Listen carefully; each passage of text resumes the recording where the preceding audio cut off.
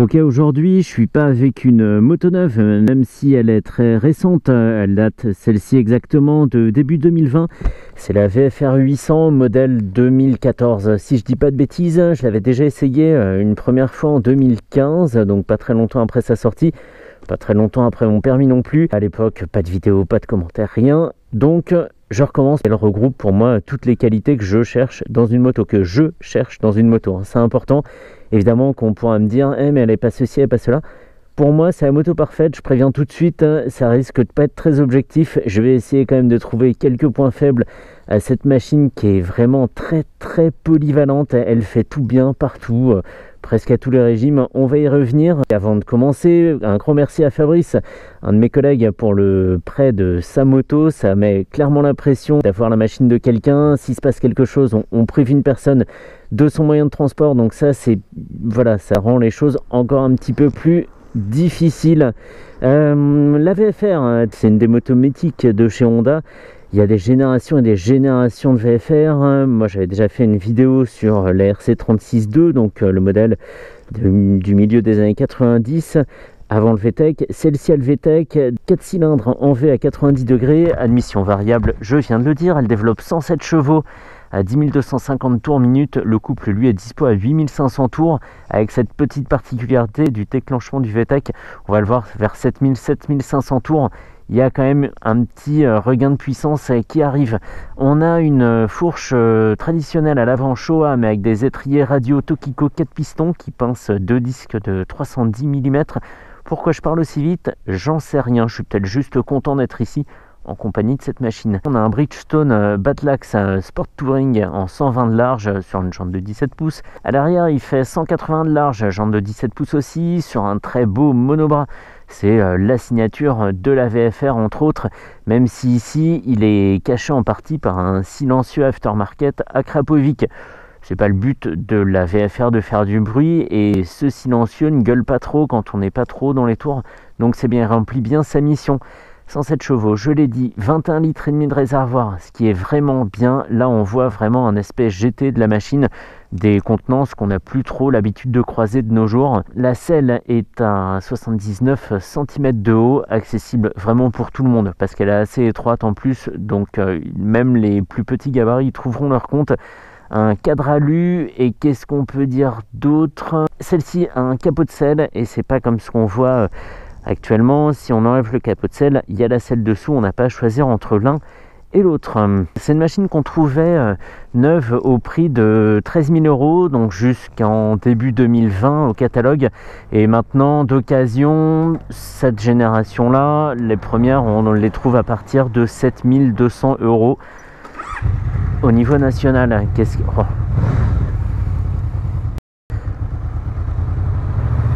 Et c'est parti. Alors je viens de faire 35 km à son guidon, donc j'ai déjà pris un petit peu le pli. C'est pas une découverte, c'est même pas une redécouverte, mais je vais essayer de faire ressortir quelques points positifs et quelques points négatifs de cette machine. Le but, c'est vraiment déjà mon plaisir personnel de pouvoir rouler. En plus aujourd'hui il fait vraiment très beau, et la deuxième raison de cette vidéo, c'est aussi de donner mon avis comme d'habitude, mais pour quelqu'un qui chercherait à acheter cette machine, étant donné qu'elle est devenue difficile à trouver à l'essai. On peut tomber sur une occasion en concession et puis demander à aller rouler, ça c'est possible, même si c'est pas très fréquent. Mais voilà, au moins avoir déjà un avis avant de réussir à l'essayer par soi-même. Qu'est-ce qu'on trouve en présentation? On est à une époque charnière pour Honda. On est encore sur une présentation type tableau de bord automobile, on va dire, même si c'est moins poussé que sur la Goldwing par exemple.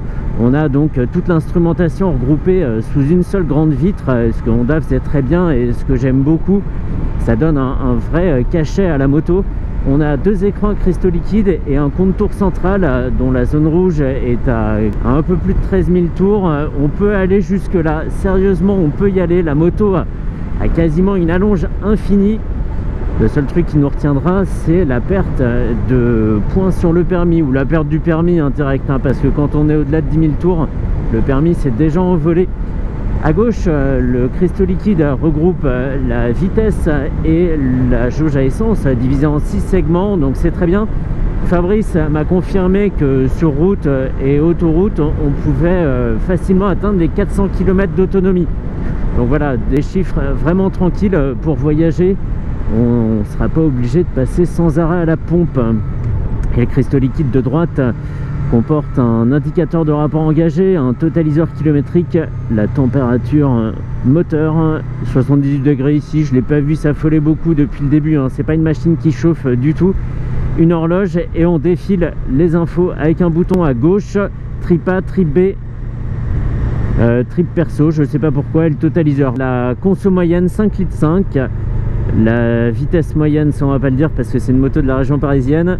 La température et température de l'air, un petit 17 degrés aujourd'hui, on est bien. Alors la position, elle n'est pas typée, elle est typée pas entièrement GT. Ça précisément, la VFR c'est une Sport GT, donc on est un peu sur l'avant quand même. C'est surtout les épaules qui travaillent, hein, pas vraiment les poignets, parce que les poignets remontent pas mal, donc on n'est pas porté sur les mains. Alors la particularité, c'est que ce sont des demi-guidons, mais dont la position est fixe. Il y a 2 vis ici, 2 vis sur l'autre demi-guidon, donc on ne pourra pas resserrer les mains. C'est comme ça et pas autrement. Tant que j'y suis, la contrainte est réglable sur chaque tube, donc très très bien aussi. On pourra affiner la fermeté de la fourche de façon vraiment précise. Donc ça c'est parfait. Alors je ne l'ai pas dit aussi, c'est une boîte 6 rapports, il n'y a pas de quick shift parce qu'elle n'a pas vocation vraiment sportive cette machine, et les rapports passent vraiment tout seul, sans claquement. C'est vraiment nickel. Elle est douce cette moto, c'est fou. Et le moteur est rond, c'est vraiment la définition du moteur rond, quoi. Si on regarde dans un dictionnaire de la moto, à la définition du moteur rond, on trouve une photo de la VFR, hein, vous pouvez aller vérifier. Je dis pas des bêtises, peut-être. Tant que j'y pense, hein, puisque je l'ai remarqué sur le trajet à l'aller, et puis j'oublierai peut-être de le remarquer à nouveau au retour, la bulle protège bien parce qu'elle casse les remous sur le torse. On a par contre beaucoup de bruit dans le casque, hein. On n'a pas vraiment de remous, on n'est pas chahuté de la tête. Par contre, on a autant de bruit que si on était sur un roadster, donc c'est un peu dommage. Je pense que si Honda ressortait la VFR, il y aura peut-être une bulle qu'on pourrait tirer un peu comme sur la Ninja 1000 SX. Là, si on veut vraiment bien se protéger, si le but c'est d'enchaîner les kilomètres sur autoroute, on peut toujours choisir une bulle avec une double courbure pour finir de faire sauter les dernières turbulences. Et c'est vraiment une machine qui se conduit très très tranquillement, hein. Je ne l'ai pas dit, elle fait 243 kg en ordre de marche. C'est un chiffre qui impressionne, qu'on n'a plus vraiment l'habitude de voir. Mais là, même avec le plein de carburant, donc 21 litres et demi d'essence perché en hauteur, et puis le poids de la machine en plus, on ne saurait pas dire qu'il y a 200 ou plus de kilos. Pas très français cette phrase, hein.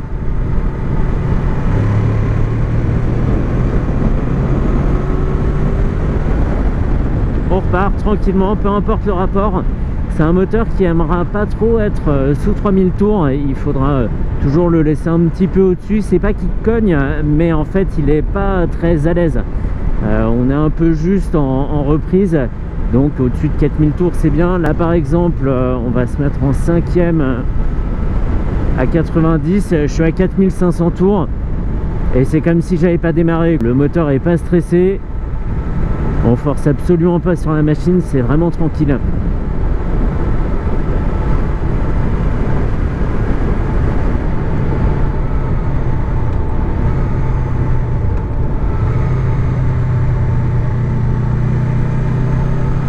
Alors l'avantage aussi de cette VFR, c'est que pour les gens qui connaissent, c'est une GT, hein. Il y a une très belle bagagerie qui va avec un bon volume, hein, contrairement à la Super Sport de chez Ducati. Et pour les gens qui connaissent pas et qui la voient passer comme ça, et ben elle a un vrai look de sportive. Donc quand on roule dessus, on peut tout à fait passer pour un moteur sportif, alors qu'en fait tout ce qu'on cherche, c'est enchaîner les kilomètres tranquilles, bien à l'abri du carénage.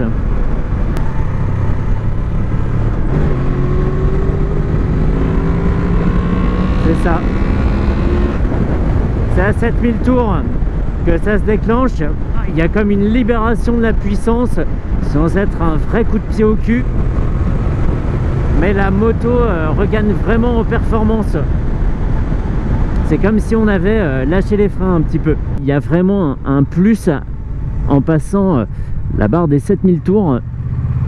Et ce qui est un cap tout à fait abordable, hein. On n'est pas sur une arrivée comme ça de la puissance très tardive à 9000, 10 000 tours. Là, 7000 tours, on n'est jamais très loin en fait. Donc c'est hyper sympa. Une bonne plage d'utilisation. Qui sent l'embrayage comme ça? C'est moi? Non, c'est devant. C'est devant, on va dire que c'est la Polo ou la Golf. Allez, on va rester en troisième. Je suis à 6000 tours. On est un petit peu plus de 85 km/h. Donc je suis déjà en excès de vitesse, oui. Et c'est parti.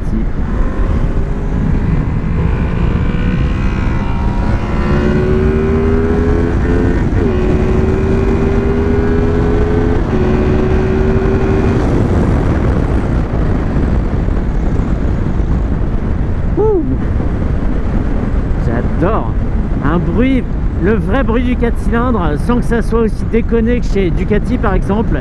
Il faut être très haut dans les tours hein, pour commencer à l'entendre chanter. Environ 9-10 000 tours. Là, on n'est plus sur la même machine. La bande son commence à être vraiment plaisante. Une machine qui tire pas mal, mais avec une accélération somme toute linéaire. Donc sans vraie surprise. Il n'y a pas ce moment où on attrape plus fermement le guidon. On est en sécurité aussi bien sur l'accélération que sur le freinage, hein. Il y a très peu de compression de la fourche. La direction reste très saine. Même avec un freinage appuyé pour redescendre d'une vitesse excessive, méchant motard, pas bien de rouler aussi vite.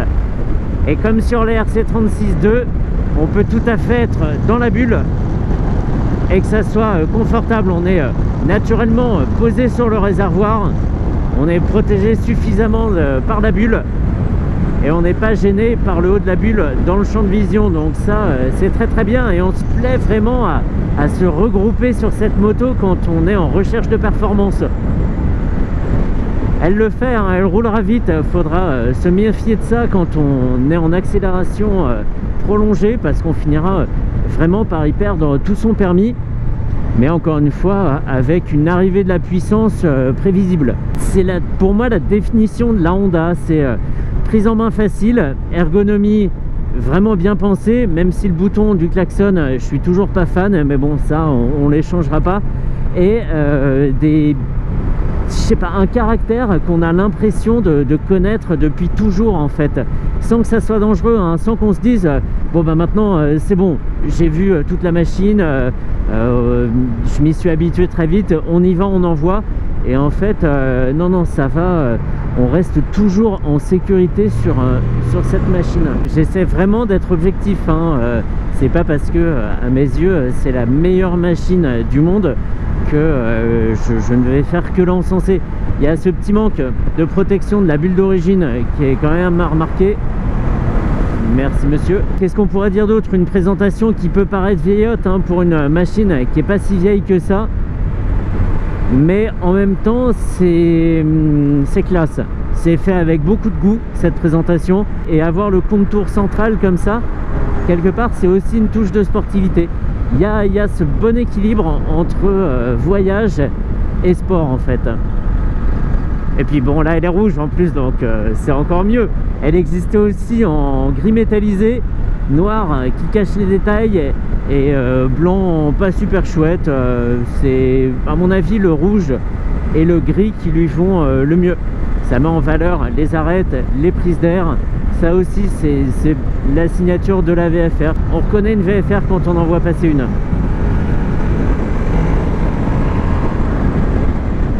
Et le moteur vraiment est à l'aise, hein. C'est dingue. Quand on est comme ça sur un petit filet de gaz, on dirait même pas qu'on a démarré, parce que le moteur étant très bien équilibré, les vibrations sont quasi imperceptibles.